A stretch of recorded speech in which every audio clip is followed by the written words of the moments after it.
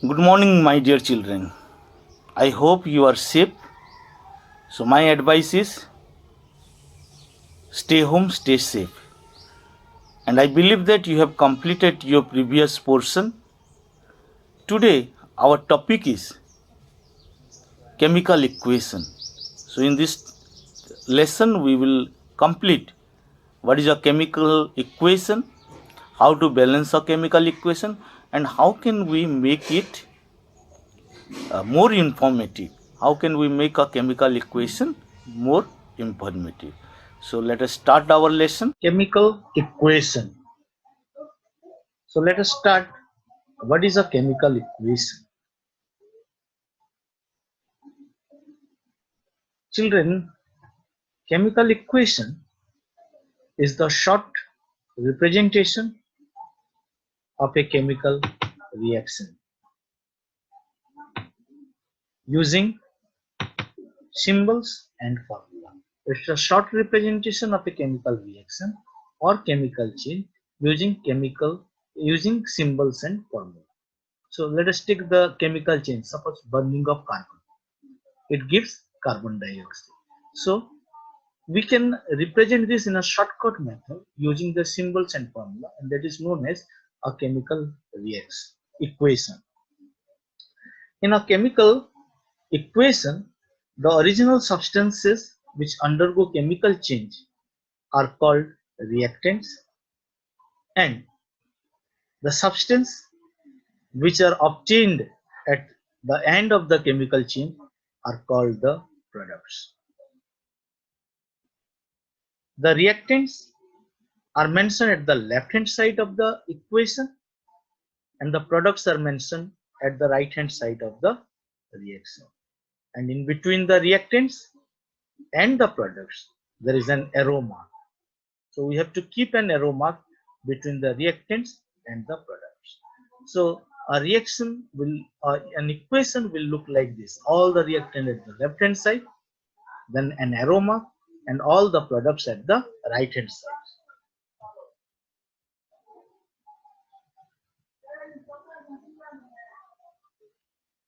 Then now let us come to what you understand by a skeleton equation.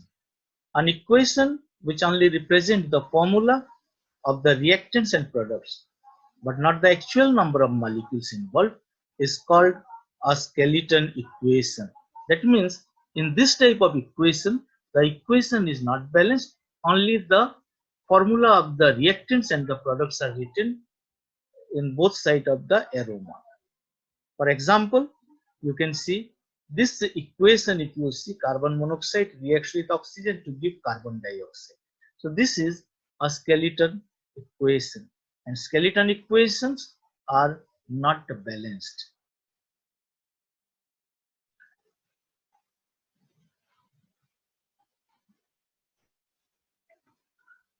A chemical equation must be balanced.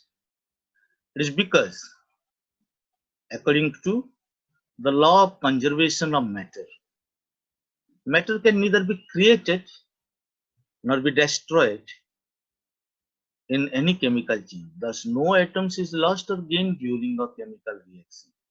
Hence, number of atoms of each element on the reactant and the product side must be balanced. So, children, law of conservation of mass says that atom is neither created nor destroyed during any chemical or physical change. So that is why the atoms in the reactant side must be balanced with the atoms in the product side.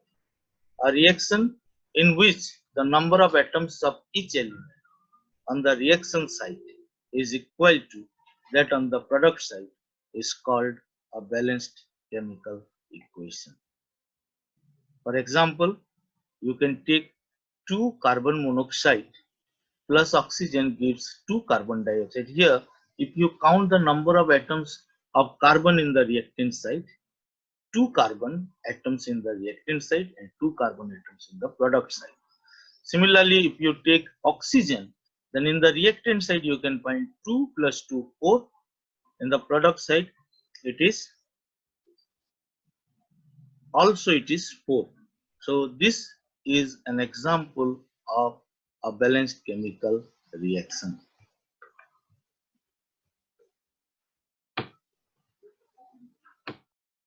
Let us take the example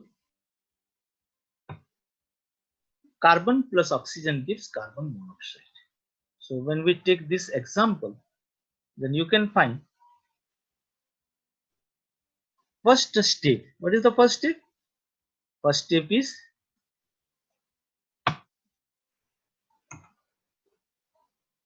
count atoms of each element on both sides of the aroma.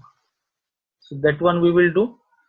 We can see the reactant side and the product side. Now carbon, there is one carbon atom in the reactant side, product side also one carbon atom. Oxygen, you can see reactant side 2 oxygen atom and product side 1 oxygen. So now we have to balance oxygen. So how can we balance oxygen? To balance oxygen, multiply carbon monoxide in the product side by 2. So now let me write 2 before CO. Now it is 2 before CO. Next, once again we have to count the number of atoms each element on both sides of the aroma. So number of atom you can find here.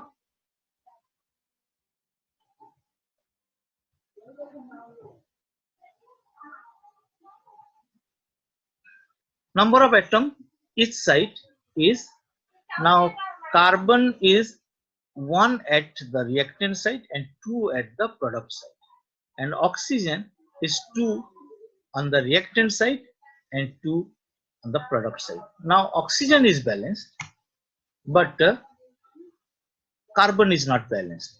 So carbon, to balance carbon atom, multiply 2 with the carbon on the reactant side.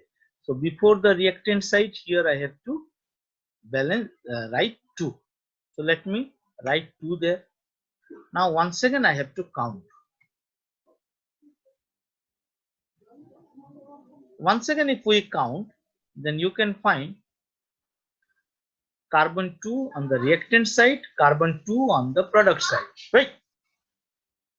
Oxygen 2 on the reactant side and product 2 on the product side. So now this equation is balanced. Next, example 2. Let us take another example. Hydrogen and oxygen gives water. So what is the first step? Count atoms of each element on both sides. So let us count the atoms on the reactant side and the product. Hydrogen, it is 2 and 2. Oxygen, 2 on the reactant side, 1 in the product side. So now hydrogen is balanced, but oxygen is not balanced. Step 2. To balance oxygen, we have to place 2 before H2 on the product side. So here on H, before H2O, I have to, here I have to write a 2. Let me write a 2 here. Now once again I have to count.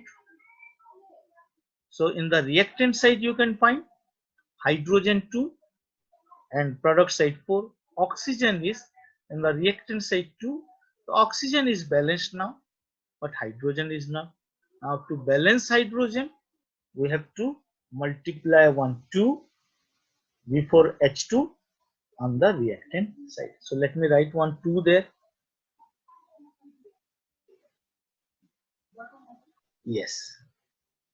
Now once again if you count, then now both hydrogen and oxygen are balanced. So what we can see, now this one is balanced. This is completely balanced.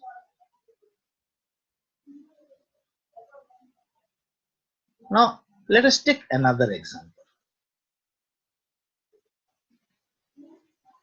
The example is hydrogen and nitrogen gives ammonia, and this equation also you can see the atoms if you count, then they are not balanced. So let us count atoms of each element on both sides. So after counting, you can find hydrogen on the reactant side. There are 2 hydrogen in the product side, 3 hydrogen. Nitrogen in the reactant side, there are 2 nitrogen and product side 1. And step 2, now both are not balanced. So in the step 2, what I am doing, to balance nitrogen, I am multiplying 2 to ammonia. So now once again, if you count the number of hydrogen is 6 in the product side, 2 in the reactant side, and nitrogen is balanced. So to balance hydrogen, what I have to do? I have to write 3 before hydrogen in the reactant side. Now you can see there are 6 hydrogen in the reactant side, 6 hydrogen in the product side, and there are 2 nitrogen atoms in the reactant side and 2 nitrogen atoms in the product side. So this equation is a balanced equation. So children, after giving these 3 examples, I hope all of you understood how to balance a chemical equation. Now our chemical equation is having some limitation. It does not give more information about the condition and the state of the matter and all these reactants and products. So how to make a chemical equation more informative? To make a chemical equation more informative, we can do certain thing. You can see here, this is a chemical equation, 2 potassium chloride balanced chemical equation. Now to make this chemical equation more informative, we can mention the reaction condition and the catalyst, if any, above and below the aroma. You can see here I have written 200 to 300 degrees Celsius and MnO2 is the catalyst. So this one we can, by supplying this, our chemical equation become more informative. We can mention the state of reactant and products with them.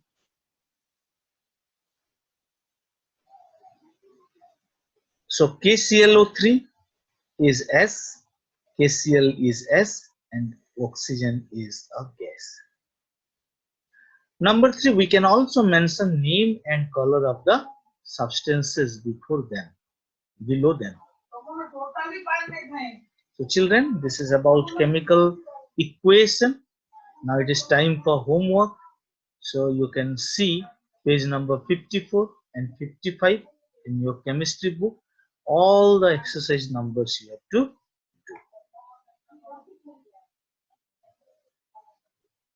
Thank you. Have a nice day.